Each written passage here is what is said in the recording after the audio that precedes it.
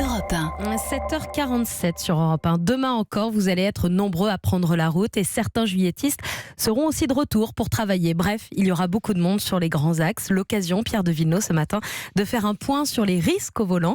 Et vous recevez Cécile Lecher, en charge de la prévention des risques routiers chez MMA. Bonjour Cécile Lecher. Bonjour. Merci d'être avec nous en direct. Demain vendredi, Bison Futé voit orange, rouge samedi. Quelques points à voir avec vous puisque MMA a fourni cette étude récemment. Et l'un des points principaux, c'est la somnolence qui est un facteur de risque très élevé.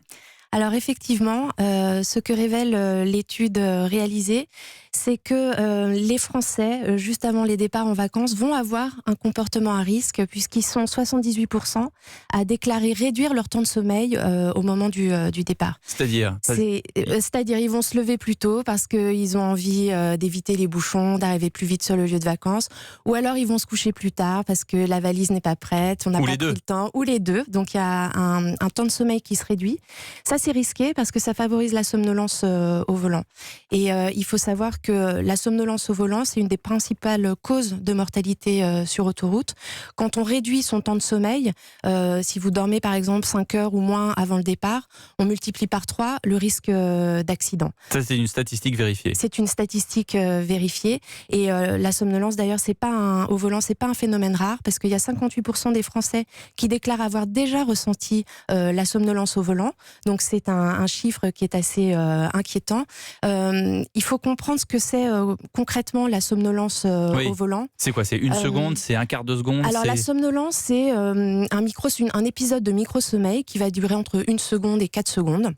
Pendant lequel vous êtes complètement inconscient de ce qui se passe autour de vous. 4 secondes, c'est considérable. 4 secondes, donc vous pouvez en avoir au quotidien, chez vous, au bureau. Il faut compter jusqu'à 4 quand même, se disant qu'on est au volant à 130 km/h. Voilà, donc chez vous, au bureau, ça n'a pas forcément de conséquences, on va dire. En revanche, quand vous êtes c'est-à-dire que moi si je m'endors pendant 4 secondes, ils vont commencer à me parler dans le casque. Voilà, mais quand vous êtes sur autoroute, dans votre véhicule à 130 km/h, 4 secondes, c'est rouler 150 mètres les yeux fermés.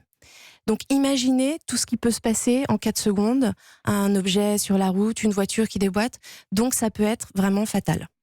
Quelles sont les autres choses que vous avez remarquées dans cette étude ? Alors il y a une ambivalence en fait chez les Français. Les points positifs, c'est qu'ils sont organisés, ils sont prévoyants. 87% des Français déclarent vérifier l'état de leur véhicule avant de partir en vacances. Combien de pourcents ? 87%. 87%, donc ça, c'est pratiquement la quasi-totalité. Voilà, c'est super positif. Alors vérifier l'état de sa voiture, ça veut dire quoi? Les pneus? Ça veut dire vérifier le liquide de refroidissement, le niveau de liquide de refroidissement, le niveau d'huile, les pneus. Donc ça, ils le font bien. Ils sont plutôt organisés. Il n'y a pas de faille dans la préparation du trajet, dans le chargement du véhicule. Même si on est à une époque où faire les niveaux, comme on disait à l'époque, c'est complètement dépassé. Aujourd'hui, on ouvre le capot d'une voiture, on voit rien, quoi. Il y a juste une plaque avec la marque de la voiture. Alors voilà, il est plutôt recommandé d'aller chez un garagiste. Après, si vous avez un ami ou si vous vous y connaissez vous-même, il n'y a pas de souci. Mais c'est bien un élément, il faut bien préparer le véhicule avant de partir. Il y a quand même 13% de gens qui ne vérifient pas leur voiture, qui se disent on y va. Et on voit parfois sur l'autoroute des pneus dégonflés, on fait signe, enfin moi ça m'est arrivé. Voilà, donc c'est pas recommandé, et puis surtout en ces périodes de canicule, ça serait dommage de se retrouver coincé sur la route parce qu'on n'a pas pris le temps de vérifier l'état de son véhicule. Donc surtout que la période de canicule, ce qui se passe, c'est que le bitume change puisqu'il chauffe. Voilà, donc c'est vrai que c'est très important. Là, on est en pleine période de canicule, de vérifier le niveau du liquide de refroidissement parce que le moteur va très certainement chauffer, et puis l'état des pneus. En période de canicule, il faut aussi en amont se préparer. Vous pouvez, grâce aux applis météo par exemple, regarder les horaires de pic de canicule et adapter votre trajet en fonction pour ne pas vous retrouver sur la route en plein pic de chaleur. Et je parlais du bitume, oui. Il chauffe et du coup les services autoroutiers projettent une sorte de gravillon, ce qui fait que l'adhérence n'est pas forcément la même. Voilà, il faut faire attention, il faut redoubler de vigilance en fait en période de canicule sur la route. Il faut également, il y a des conseils tout simples, ayez à portée de main une bouteille d'eau, bien évidemment, pour vous hydrater dans la voiture, de quoi vous rafraîchir, un brumisateur, vérifiez bien sûr avant de partir la climatisation, ça serait quand même dommage de se retrouver avec une panne de clim ça, sur la route, il faut changer les filtres.